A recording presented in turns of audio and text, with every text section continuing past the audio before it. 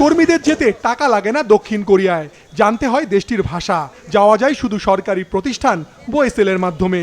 মাসে বেতন অন্তত 1,70,000 টাকা। উৎপাদন খাতের পর মৎস্য, নির্মাণ ও জাহাজ শিল্পে বাংলাদেশিদের কাজের সুযোগ দিচ্ছে দেশটি। তবে সম্ভাবনাময় শ্রমবাজারটিতে চাহিদা অনুযায়ী কর্মী পাঠানো যাচ্ছে না। গেল বছর 10,000 কর্মীর চাহিদার বিপরীতে গেছেন 5,000 কর্মী। এবছর কোটা বাড়লেও কর্মী যাওয়া কমেছে।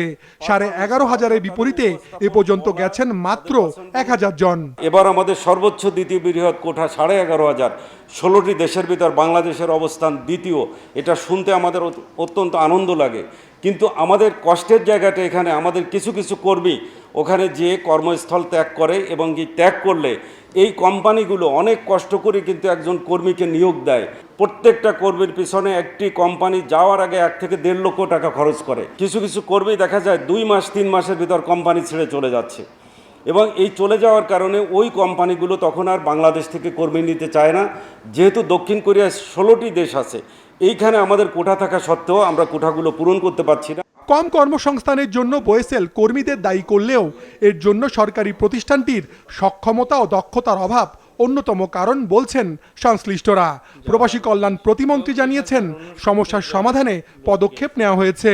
আমরা আরও দক্ষতা অর্জন করেছি, সেই হিসাবে আমাদের যে কোটা আছে সেই কোটা পূরণ করতে আমরা সক্ষম হব ইনশাল্লাহ, এবং আমরা সেই দক্ষতা অর্জন করেছি এবং দক্ষ শ্রমিক প্রেরণ করব।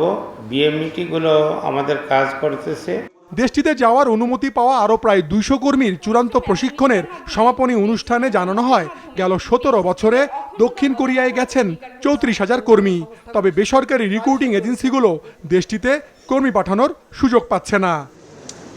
মাশরুক রাহাত, মাছরাঙা সংবাদ, ঢাকা।